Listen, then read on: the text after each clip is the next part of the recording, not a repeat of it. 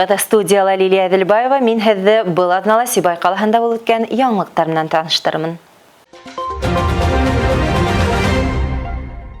Депутат дәрестәре ҡала мәктәптәрендә уҡыусылар менән үткәрелгән йәнле аралашыу тап шулай атала. Рәсәй Федерацияһы Конституция көне алдынан ойоштырылған бындай фәһемле дәрестәр йәш буында йәмәғәт тормошона ҡыҙыҡһыныу уята.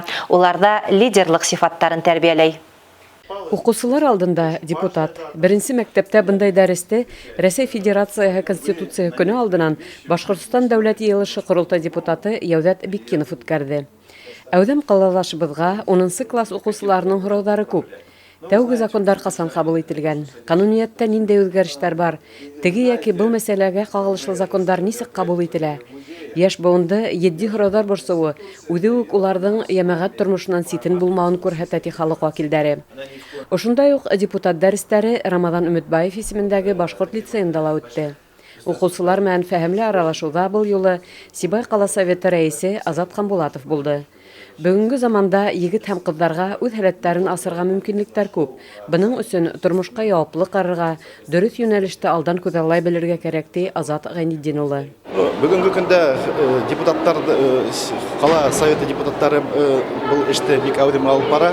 Һәм беҙҙең өсөн иң мөһиме, беҙҙең бәләкәй граждандарыбыҙҙың бүгенге көндә ошо закондарға, беҙҙең конституцияға ҡарашын нисектер яҡшыртырға һәм бер-беренән аңлашыу эше алып барырға һәм балаларға аңлатырға. Конституция беҙҙең төп закондар бит инде. Шул закондарҙы балаларға еткерергә һәм киләсәктә уларҙан ниндәйҙер бик әһәмиәтле ниндәйҙер мөрәжәғәттәр киләсәктә закондарҙы яңынан яңыртырға, ниндәйҙер бер направлениеларда эште алып барырға һәм уларҙың теләктәрен, бүгенге көндәге закондарҙы тарап, шул теләктәрҙе беҙ еткерергә тейешбеҙ үҙебеҙҙең депутаттарға, ҡоролтай депутаттарына һәм Мәскәүҙәге бит инде беҙҙең Рәсәй күләмендәге депутаттарға һәм ошо эште әлбиттә беҙ алып барырға тейешбеҙ. Һәм шуға ла ошо осрашыуҙар беҙҙең йыш ҡына булып тора. Балалар бүгенге көндә бик әүҙем формала ҡатнаша был эштә һәм уларҙың теләктәрен һәм уларҙың үҙҙәренсә нисек аңлауҙары беҙҙең өсөн бик мөһим был эш. Депутат дәрестәрен үткәреү юлаһы Сибай ҡалаһында 2013 йылдан алып ойошторола. Ғәҙәттә бындай осрашыуҙар Рәсәй һәм Башҡортостан дәүләт байрамдарына, иҫтәлекле даталарға бәйле үтә. Сибай ҡалаһы советы депутаттары йыл һайын бер нисә тапҡыр мәктәп уҡыусылары, уҡыу йорттары студенттары менән йәнле аралашыуға килә. Гөлсәрия Әбилева, Светлана Ҡадырова, Радмир Иҫәнғолов, Яңылыҡтар хеҙмәте. Ошо көндәрҙә ҡалала фәнни-ғәмәли конференция үтте. Осрашыу сиктәрендә Сибай музейының тыуған яҡты өйрәнеү яҙмаларының 6-нсы сығарылышының презентацияһы булды. Был хаҡта киләһе сюжетыбыҙ. 2015 йылда Сибай музейының туған яҡты өйрәнеү яҙмалары йыйынтығы донъя күрә башлай. Быйыл Сибай тарих һәм туған яҡты өйрәнеү музейы 6-нсы сығарылыштың презентацияһын үткәрә. Осрашыуға уҡытыусылар, туған яҡты өйрәнеүселәр, шулай уҡ Сибай институты һәм Сибай педагогия колледжы студенттары саҡырыла. Конференция барышында йыйынтыҡҡа ингән ҡайһы бер эштәрҙең авторҙарын да тыңлап үтергә мөмкинлек булды. Беҙ йылдағыса үҙебеҙҙең Сибай музейында беҙҙең Сибай музейының туған яҡты өйрәнеү яҙмаларының презентацияны үткәрәбеҙ. 2015 йылдан алып, ул быйылғы йылдың сығарылышы 6-нсы. Һәм был йыйылманы беҙ Башҡортостан Республиканың 100 йыллығына бағышланыҡ.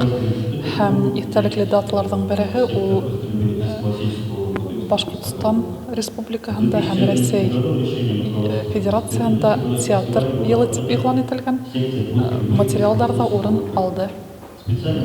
Барыһы 20-нән ашыу ғилми эш, мәҡәләләр ҡабул иттек һәм унда фән кандидаттары, студенттар, туған яҡты өйрәнеүселәр әүҙем ҡатнашты.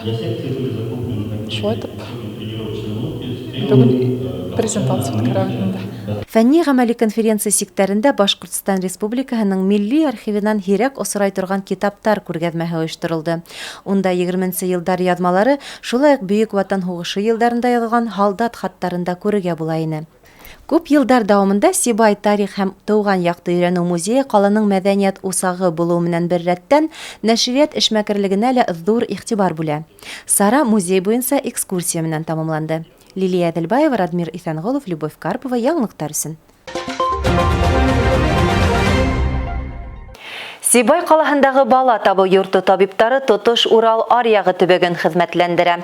Былтыргы елда бында 1200 сабый туһа, бу елда яңа дөньяга килгән бәләкәстәр һаны 1000-дән түбән түгел. Шулай булуга карамастан перинаталь үҙәктең эшмәкәрлегенә карата социаль селтәрҙәрдә еш кына кире хәбәрҙәр булып тора. Сибай бала табу йортында яшь әсәй һәм сабыйҙарҙың хәле, ундагы шарттар менән беҙҙең хәбәрселәр танышты. Сибай калаһындагы бала табуу йорты 1984 елда сафка индерелә. Ауырлык катындарҙы, буласаҡ әсәләрҙе хеҙмәтләндереүсе медицина учреждениеһы 46 урынға иҫәпләнгән. Перинаталь үҙәк бөгөн заманға ярашлы ҡорамалдар менән йыһазландырылған, тәжрибәле кадрҙар етерлек дип әйтергә була, ти педиатрия хеҙмәте буйынса баш табип урынбаҫары Фирүзә Аҡбулатова. Но у нас сейчас в республике ведется трехуровневая система оказания медицинской помощи. Первый уровень – это районы. То есть в районах остаются рожать только абсолютно здоровые женщины. Далее второй и третий уровень уже идет по специфике заболевания. Наш перинатальный центр относится ко второму уровню. Значит, у нас рожает средний риск. А те, которые относятся к высокой группе риска, мы их перенаправляем в УФУ, в республиканский родильный дом. Быйыл перинаталь үҙәк ҙур гына ремонт кисерҙе. 148 ағас тәҙрә пластик тәҙрәләргә алыштырылды. Шулай уҡ бағыусылар ярҙамы менән яңы койкалар һәм түшәктәр һатып алынған. Минең был тәүге генә балам, Аллаға шөкөр, итән һау гына был донъяға килде инде. Бер ниндәй травмаһыҙ. Бик ҡыуанам һәм бәхетлемен. Бүлмә миңә оҡшай, табиплар һәйбәт ҡарай. Әллә бөтәһе менән дә бик ҡәнәғәтмен. Нравится все. И уход, и отношения среднего персонала, и младшего персонала. И столовая, все вкусно кормят.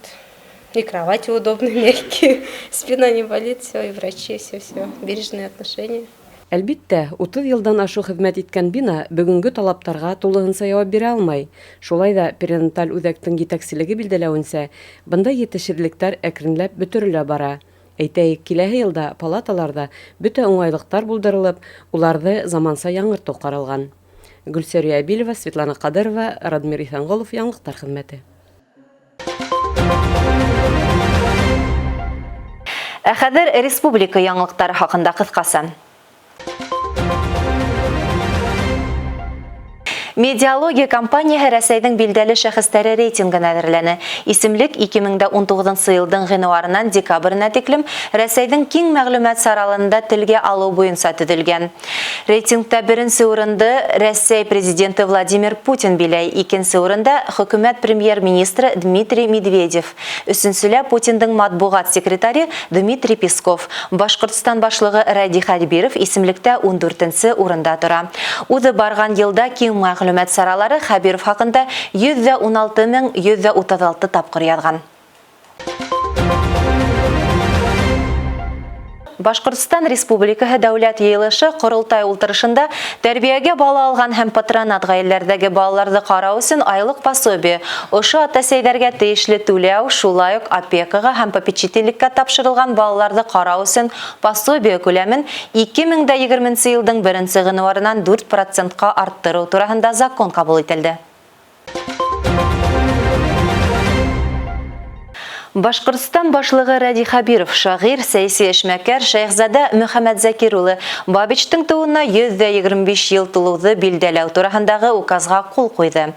Юбилей саралары 2020 йылда уҙғарыла, тип хәбәр иттеләр республика башлығының матбуғат хеҙмәтенән.